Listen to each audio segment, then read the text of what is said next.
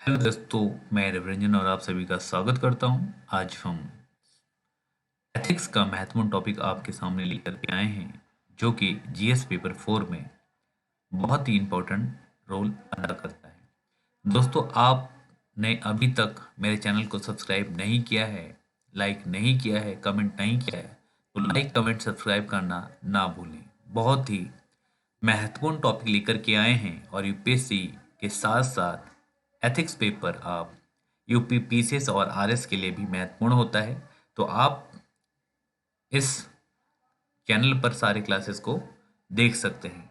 तो आइए दोस्तों, आज की जो महत्वपूर्ण टॉपिक है सामान्य इच्छा की अवधारणा, इस पे चर्चा करेंगे। इससे पहले हमने कई सारे मेकियावली और रूसो के विचार के बारे में हमने चर्चा किया था। तो आइए दोस्तों, हम अपने विचारधारा को आपके साथ कुछ इस प्रकार से शेयर करते हैं, जो कि ध्यान के दृष्टिकोण से बहुत ही महत्वपूर्ण हो।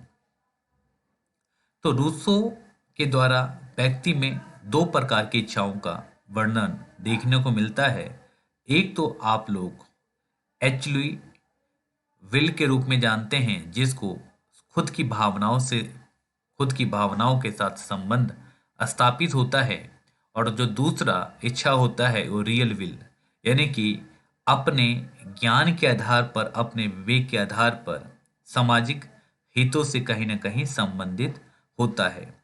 उदाहरण के रूप में हम बात करें कि यदि सिविल सेवक को यदि रिश्वत दिया जाए और ये कह करके उसे स्वीकार कर लेता है, तो रूसो के हिसाब से इसको हम कहेंगे एक्चुअली विल। वास्तविकता क्या है, रियलिटी क्या है, और वो रियलिटी को प्राप्त करना चाहता था। यदि जो अधिकारी है इसे एक्सेप्ट करने से मना कर दें, तो हम इसको रियली विल को रूप में देखने को मिलता है। अगर एक्सेप्ट कर लेता है तो एक्चुअली विल है, अगर एक्सेप्ट नहीं करता है तो रियल विल ये अपने विवेक के आधार पर काम कर रहा है। नृत्य करने में सुख प्राप्त होता है। अगर आप कोई व्यक्ति डांस करता है तो उसे सुख की आहानुभूति प्राप्त होती है। और ऐसा माना जाता है कि व्यक्तियों के रियल विल का निचोड़ या समन में देखने को मिलता है। तो ये सारी चीजें भी कहीं ना कहीं यहाँ पे देखने को मिलता है। और रूसो ने ये प्रस्तावित किया कि प्रभुत्व संपन्न इच्छा और बहुमत, जो कि सबकी इच्छा विल ऑफ ऑल और से अलग होती है। बहुमत में जनता का अत्यधिक समर्थन पाया जाता है, परंतु यहाँ पे जनरल बिल सामान्य हित से संबंधित है और बहुमत से अल्पसंख्यक समुदाय को हानि भी पहुंचा सकती है। तो यहाँ पे जनरल विल बहुसंख्यक या अल्पसंख्यक दोनों के लिए काम कर सकती है। तो इसको भी आप लोग समझने का प्रयास करिएगा। सबकी इच्छा विल ऑफ ऑल, यानी कि किसी विशिष्ट इच्छाओं का कुल योग होता है, जिसमें जनरल विल में सामान्य हित पर बल दिया जाता है। यानी कि विल ऑफ ऑल में संख्या, बल और सहमति कॉन्टेस्ट पर बल दिया जाता है, परंतु जनरल विल में सामान्य हितों की भावना देखने को मिलता है। तो ये सारी चीजें जो हैं रूसो के द्वारा विचार में शामिल किए गए हैं। और उम्मीद करते हैं कि प्रत्येक साल यूपीएससी के सिविल सेवा परीक्षा में, मुख्य परीक्षा में ये सारे प्रश्न पूछे जाते हैं। यानी कि हम जनरल विल की बात करें, सामान्य इच्छा की बात करें, तो कौन कौन सी विशेषताएं देखने को मिलती है। तो इसमें एकता देखने को मिलती है। एकता के साथ साथ इसमें राष्ट्रीय चरित्र देखने को मिलता है, और इसमें अस्थायित्व देखने को मिलता है। और सरकार के द्वारा किए जाने वाले जो कार्य हैं सही तरीके से हो रहा है या नहीं हो रहा है, इसका हम लक्ष्य कल्याणकारी देखने को मिलता है। तो ये सारी चीजें भी इम्पोर्टेंट है और कहीं ना कहीं संपृक्ताधारी होते हैं और निष्कम भावना से इसका लक्ष्य जनहित में विधि निर्माण करते हैं। रूसो के द्वारा प्रस्तावित किया गया है कि कानून अन्यायपूर्ण नहीं हो सकता है। रूसो कहते हैं कि कानून जो है अन्यायपूर्ण कभी भी नहीं हो सकता है। ये आपका बाध्यकारी लगता है, परंतु नहीं, क्योंकि जनरल विल पर बनाए जाते हैं। है ना, जनरल विल पे ये सारी चीजें बनाए जाते हैं। और रूसो ने सुझाव दिया कि कानून बनाने वाले या विधि बनाने वाले सिर्फ आम जनता से बहुमत प्राप्त न करके बल्कि आम जनता की इच्छाओं को, यानी कि आम जनता में सभी जाति, सभी धर्म, प्रजाति, रंग, त्वचा, भाषा, क्षेत्र, नरजाति इत्यादि समुदाय के लिए क्या जरूरी है, इसको भी कानून बनाने वाले समझते हैं। तो इन बातों को भी आप लोग समझने का प्रयास करिएगा। और रूसो की विचारधारा, इन्होंने जो है सिविल सेवा के लिए प्रासंगिक जानना पड़ता है कि सिविल सेवकों को सिर्फ अपने राजनीतिक प्रमुख दबाव में निर्देशन में ही कार्य नहीं करना चाहिए, बल्कि जो रियलिटी है, वास्तविक है, उसके आधार पर लोक सेवकों को जनरल विल या समान इच्छा से बनने वाले कोड ऑफ कंडक्ट, नैतिक नियमों विनियमों का पालन करना चाहिए। तो इसको भी देखा जाना चाहिए। रूसो कहते हैं कि रूसो ये भी कहते हैं कि ये सिखा देती है कि किसी लोक सेवक को राजनीतिक दबाव के बजाय सामान्य हित या समान इच्छा को ध्यान में रखते हुए भेदभावहीन तरीके से समर्पण के साथ कार्य करना चाहिए, सभी को एक साथ लेकर के कार्य करना चाहिए। यदि यहाँ तक आपको कुछ भी डाउट हो तो आप कमेंट में करके अपने डाउट को पूछ सकते हैं। और अभी तक चैनल को अभी तक सब्सक्राइब नहीं किया है तो आप चैनल को सब्सक्राइब भी कर लें। इसके बाद महात्मा गांधी के विचार, जो कि बहुत ही इंपॉर्टेंट है और ये सिविल सेवा परीक्षा में इनके विचारों की बहुत ही वैल्यू देखी जाती है। इसमें आप लोगों ने सुना होगा सत्य अहिंसा के बारे में, ये भी कहीं ना कहीं सही है और उसी के आधारित हम आज सारी बातों को आपके सामने चर्चा करेंगे। महात्मा गांधी के नैतिक विचारों के संदर्भ में अगर हम अग्रिम पंक्ति के विचारक महात्मा गांधी को हम मानते हैं और इनके विचार आज भी पूरे वर्ल्ड में प्रभावित हैं और उनके खुद के विचार जो ईसाई दर्शन, न्यू टेस्टमेंट हैं, ये भी कहीं ना कहीं से प्रभावित हैं और साहित्य और भी कई सारे साहित्यों से ये लोग प्रभावित हैं। तो उन्होंने अहिंसा,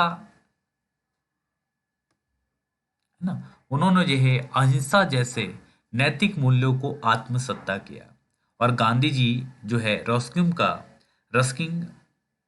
का जो है एक विचारक थे, राइटर थे, उनका अनटू द लास्ट जैसे लिटरेचर प्रभावित किया था। अनटू द लास्ट जैसे जो लिटरेचर है उनसे प्रभावित हुआ। उन्होंने कहा कि भगवान आपके अंदर है और अंतर आत्मा की आवाज से कार्य करने की प्रेरणा को प्राप्त किया।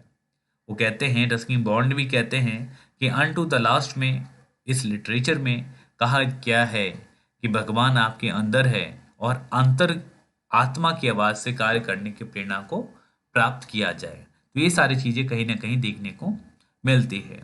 इसके साथ साथ यहाँ पे डेविड ट्रून के विचारों को यहाँ पे समन्वय से विचारों को यहाँ पे महत्व दिया जाने लगा। और इसके साथ साथ जो यहाँ पे एथिकल व्यू और सोशोलॉजिस्ट एक तरीके से लाओरोस और कन्फ्यूशियम के विचार को यहाँ पे भी, ये दोनों जो थे व्यक्ति, ये दोनों विचारक थे जो कि इन्होंने अपने विचार प्रस्तुत किए और इन्होंने कहा कि व्यवहारिक पक्ष का भी उन्होंने ज्ञान अर्जित किया। ये कहते हैं कि हमें जब किसी भी चीज़ का डिसीजन लेना चाहिए तो हमें दोनों विचारधाराओं को, दोनों लोगों को एक साथ मिला करके विचार डिसीजन करना चाहिए ताकि ट्रांसपेरेंसी दोनों के बीच में देखने को मिले। और विभिन्न परिस्थितियों एवं दुविधाओं में किसी व्यक्ति को कैसे, है ना, आप जो है पाप यानी कि सारी चीज़ों से समस्याओं से बचाते हैं। किसी व्यक्ति के जो पाप करता है वो कैसे उसको पाप करने से आप रोकते हैं। तो ये सारी चीज़ें कहीं ना कहीं देखने को मिलता है। और गांधी जी की जो महत्वपूर्ण नैतिक जो कार्य हैं, नैतिक विषय वस्तु में हम सीख भी सकते हैं हम, और इसको आज वर्तमान समाज में इसको हम देख भी सकते हैं। गांधी जी ने सत्य की बात की और सत्य में जो मुंडाकोपनिषद में इन्होंने विचार किया कि सत्य की विजय होती है, सत्य की हमेशा जीत होती है और सत्य की जीत के साथ साथ असत्य की हार होती है। सत्य जहाँ पे जीत जाता है वहाँ पे असत्य की हार होगी। और गांधी जी इसमें पूर्णता विश्वास रखते थे और यहाँ तक कि सत्य में ही उन्होंने ईश्वर को दर्शन होते थे और उनका ये विचार था कि ऐसे अचूक अस्त्र अंततः कभी भी सफल नहीं हो सकता है। अचूक जो होगा वो कभी भी सफल नहीं होगा, परंतु उन्होंने सत्य जैसे सार्वभौमिक मूल्य पर व्यवहारिक तरीके से विचार विमर्श करते हुए अपनी योग्यताओं को रखा और सत्य बोलने के लिए कई सी चीजों पर इन्होंने बल देने का प्रयास किया। अधिक बोलने का त्याग करना, ज्यादा मत बोलिए, कम बोलिए, सही बोलिए। किसी व्यक्ति तत्व के अत्यधिक महिमा मंडन करने का त्याग, किसी भी व्यक्ति का आप, है ना, महिमा मंडन मत करिए, पूजा मत करने लग जाइए, है ना। और पूर्व ग्रह का त्याग, है ना, पूर्व ग्रह का त्याग, जो भी बातें हैं उसको जो बीत गई वो बीत गई। और अति सोक्ति तथा तथ्यों को छुपाने का त्याग, जो भी तथ्य हैं आपके सामने उस तथ्य को आप सही से सावधानी पूर्वक प्रस्तुत करने का प्रयास करें और एक ही समय में अधिक से अधिक साध्य प्रस्तुत करने की प्रवृत्ति करें। एक टाइम अगर आप किसी एक चीज की तैयारी कर रहे हैं तो एक समय पर एक ही चीज की तैयारी करिए, दूसरे तैयारी करने की आवश्यकता नहीं है। और आज व्यवहार में काफी हद तक व्यक्ति के सत्य के मार्ग को पहचान सकते हैं और आज सिविल सेवकों को उपरोक्त विषयों का ध्यान रखते हुए कार्य करना चाहिए और राजनेताओं के महिमा मंडन से बचना चाहिए। सिविल सेवकों को भी यही चाहिए कि किसी का गुणगान ना करें, अपने काम से काम, अपने मतलब से मतलब रखें। ये चीजें उनके लिए बहुत ही इंपॉर्टेंट है। और फिर अहिंसा की बात करें तो महात्मा गांधी ऐसा मानते थे कि मानवीय जीवन में अहिंसा निरंतर इसका विकास होता है। किसी जमाने में जब मनुष्य असभ्य था तो मनुष्यों को मनुष्य खा जाता था, परंतु गांधी जी के विचारों के अनुसार आध्यात्मिक विकास की वजह से धीरे धीरे शुरू हुआ था। मनुष्य में पशुओं के मांस खा करके जीवन शुरू कर दिया और आज पशुपालन, खेती, जीवन यापन का होना, एक ही स्थान पर या रहने से पेड़ पौधे की कटाई पर रोक लगाना अपने आप में अहिंसा का अभ्यास है।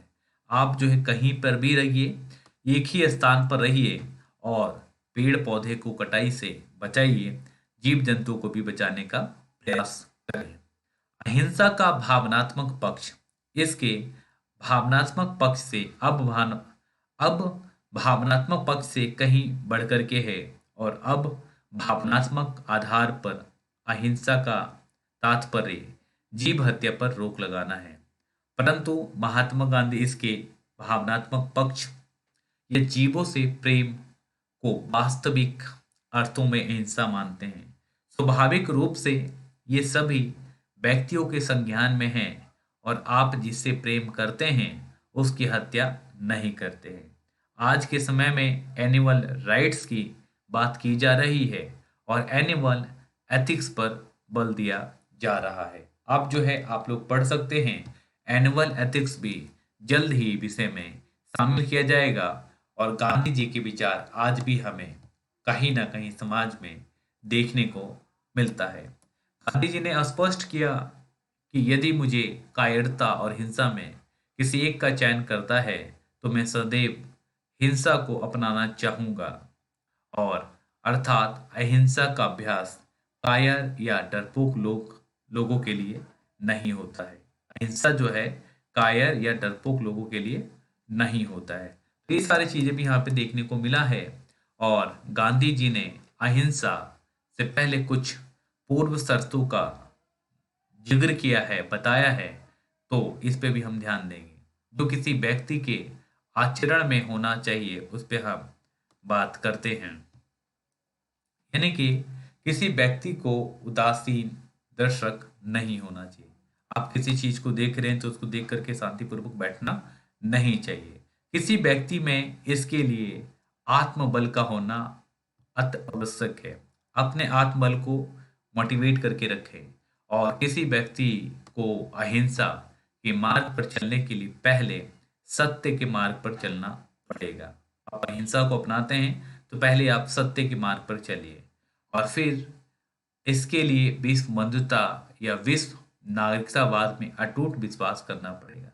आपके अपने साथियों के साथ अटूट विश्वास करना पड़ेगा, लोगों की बात माननी पड़ेगी, तभी चीजें सही से चल सकती हैं।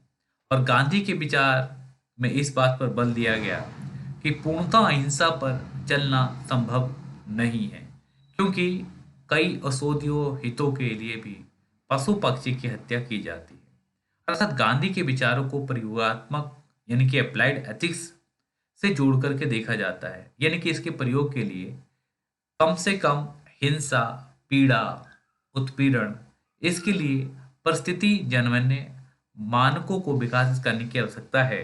और आज अप्लाइड एथिक्स के विचार जो है पीटर सेंगर इसी पर बल देते हैं और सिविल सेवकों के उपरोक्त उपहार को अपनाने की आवश्यकता है, ताकि पुलिस प्रशासन जैसे व्यवस्था में दामनकारी पुलिस ना बन सके। इसके साथ साथ यदि आपको यहाँ तक कोई डाउट हो तो आप अपने डाउट को कमेंट के माध्यम से भी बता सकते हैं। इसके साथ साथ अस है ना असत्य और अपरिहार, इसके बारे में हम चर्चा करते हैं। कोई डाउट हो पूछ सकते हैं। असत्य का तात्पर्य चोरी करने से है, यानी कि चोरी करने से है इसका शब्दार्थ। यानी कि महात्मा गांधी असत्य पर अत्यधिक बल दिया करते थे, इसे एक महत्वपूर्ण कृत्य मानते थे। चोरी से तात्पर्य दूसरे को वस्तु, धर्म इत्यादि अवैध तरीके से हासिल करना नहीं है। यानी कि आप गलत तरीके से हासिल कर लेते हैं, ये चीजें इसमें शामिल नहीं किया गया है। और अनावश्यक संचय भी एक प्रकार की चोरी है। आप चीजों को मतलब से ज्यादा, अपने हिसाब से ज्यादा आप रख लेते हैं तो वो चीजें भी चोरी में शामिल हो जाती है। उनका कथन कहना है कि यदि मैं कोई वस्तु लेता हूं जिसकी मुझे कोई आवश्यकता नहीं है और मैं उसे रखता हूं, तो उस वस्तु को मैं दूसरों से, है ना, एक तरीके से चुरा रहा हूं, छुपा रहा हूं। तो आवश्यकता से अधिक संचय का अभ्यास अनैतिक है। आप कोई भी चीज जरूरत से ज्यादा आप खरीद लेते हैं तो वो चीज आपके लिए अनैतिक है, काला बाजारी जिसे आप लोग कहते हैं। महात्मा गांधी ने चोरी को शारीरिक, मानसिक और बौद्धिक आधार पर, है ना, बौद्धिक आधार पर परिभाषित किया। उसे त्याग एवं सुझाव दिया। उदाहरण के लिए किसी धन का चुराना शारीरिक चोरी है ना। धन का चुराना ये शारीरिक चोरी है, आप अपने शरीर से, अपने हाथ से चुराते हैं।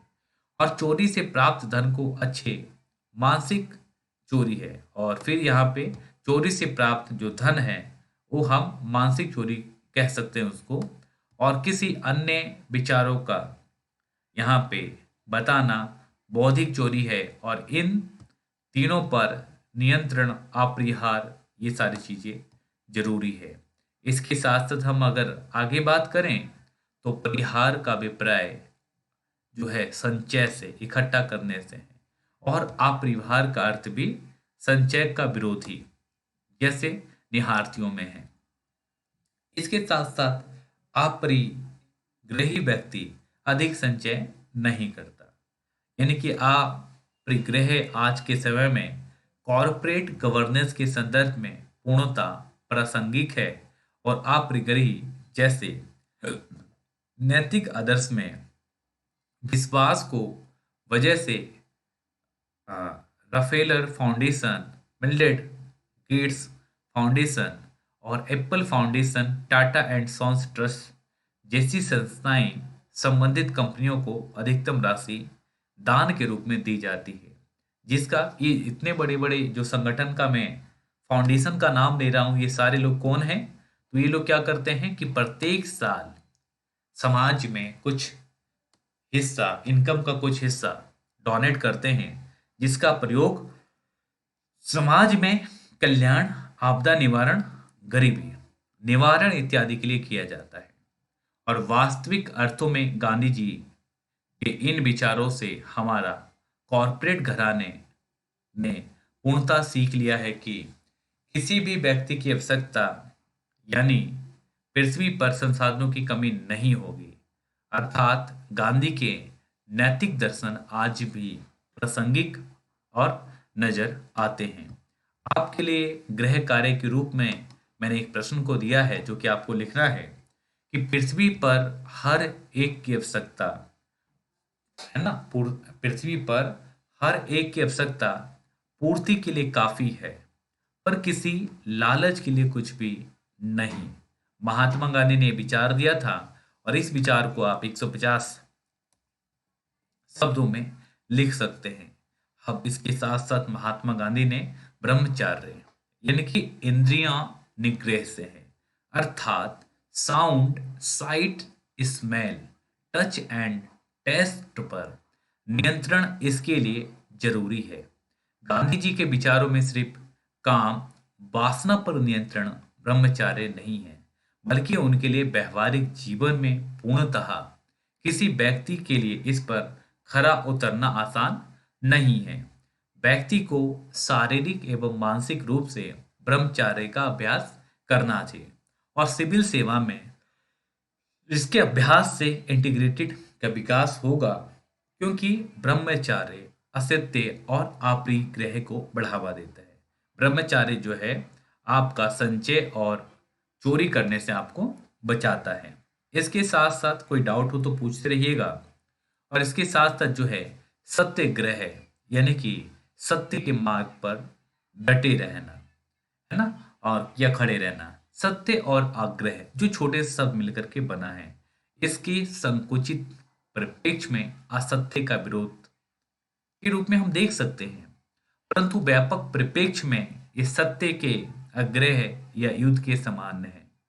आज सिविल सेवक के स्तर पर यह व्यापक परिप्रेक्ष्य परिभाषा जो कि हम कई सारे विचारक के रूप में देखने को मिलता है, और आज एक सिविल सेवक सत्य के मार्ग पर चले और हिंसा का सहारा ना ले, तो अहिंसक तरीके से लोक सेवक का संचालन करने में यदि उसे विस्लिंग ड्राइंग करना पड़ेगा तो उसके लिए भी उसे प्रयास करना चाहिए। विस्लिंग ड्राइंग मैंने आपको पिछली क्लास में भी बताया था। गांधी जी के सत्याग्रह निष्क्रिय विरोध को कई बार एक ही आधार पर देखा जा सकता है, परंतु इन दोनों में कुछ समानता और कुछ अंतर भी देखने को मिलता है। निष्क्रिय विरोध में जहां सत्य के लिए डटे रहने पर बल दिया जाता है, वहीं पेसिफिक रेजिस्टेंस में कभी कभी आवश्यकता पड़ने पर असत्य और शस्त्र के प्रयोग का भी मान्यता दिया जाता है। यानी कि सत्याग्रह में कोई व्यक्ति अहिंसात्मक रूप से सत्य पर डटा रहता है, किसी भी प्रकार का हथियार का प्रयोग नहीं करता है। सत्याग्रह के लिए आपके अंदर अहिंसा की भावना, धैर्य हो, आदम या अटूट निर्बंध उत्साह हो, ये चीजें भी देखने को मिलता है। और महात्मा गांधी के द्वारा सत्याग्रह के अभ्यास के लिए कुछ तकनीकों का सुझाव दिया गया है, तो कुछ अस्त्र के प्रति काम किया गया है, ये चीज भी देखने को मिलता है। यानी कि असहयोग, सामाजिक बहिष्कार, धरना, विरोध, हड़ताल के प्रति काम करना, यानी कि समन्वय, अवज्ञा, किसी सरकारी आदेश, किसी अधिकारी के आदेश को ना मानना, या हिरासत में सत्याग्रहियों को स्थान निवास छोड़ करके दूसरों स्थान पर चले जाना, क्योंकि पूर्व स्थान पर हिंसात्मक स्थिति उत्पन्न हो जाती है जहां पे लोग रहते हैं। और उपवास, इससे आत्मबल का विश्वास होता है, इच्छा शक्ति बढ़ जाती है, जिसके आधार पर सत्याग्रही सत्य पर अड़े हुए रहते हैं। इसके साथ साथ हड़ताल का अभ्यास पूंजीपतियों को समाप्त करने के लिए नहीं, बल्कि पूंजीपति के अन्याय को नष्ट करने के लिए किया जाना चाहिए। गांधी जी के विचार नैतिक विचार, नैतिकता विचार और कार्ल मार्क्स के विचार से अलग प्रतीत होता है, जिसे साधना साध्य संबंधों के आधार पर समझा जा सकता है। गांधी जी के अनुसार सिर्फ साध्य का शुभ होना बेहतर नहीं है, बल्कि साधन का भी प्रयोग जरूरी है और पूरे तरीके से मानवीय नीति शास्त्र की कर्तव्यवादी व्यायाम से मेल खाती है। और गांधी जी के अनुसार मानवीय प्राकृतिक में सत्य, अहिंसा, असत्य, अपरिग्रह और ब्रह्मचार्य का पालन किया जाना चाहिए।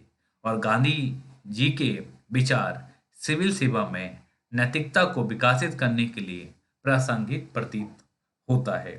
यदि आप में से किसी को भी किसी भी प्रकार का कोई डाउट है और आप इस क्लास को देखना चाहते हैं तो आप इसी चैनल पे पूरी क्लास को आप देख सकते हैं। और कोई भी डाउट हो तो आप मेरे से संपर्क भी कर सकते हैं, व्हाट्सएप ग्रुप के साथ जुड़ सकते हैं और आप जो है कुछ पे करके आप नोट्स भी परचेज कर सकते हैं। तो ये सारी चीज़ें हमें कहीं ना कहीं देखने को मिलता है, जो कि आज बहुत ही इम्पोर्टेंट रोल इस चीज़ें देखने को मिलता है। और अभी तक आपने चैनल को सब्सक्राइब नहीं किया है तो सब्सक्राइब करें, कमेंट करें और फीडबैक देना ना भूलें। तब तक के लिए धन्यवाद। फिर हम अपने अगली क्लास में मिलते हैं। तब तक के लिए थैंक यू सो मच।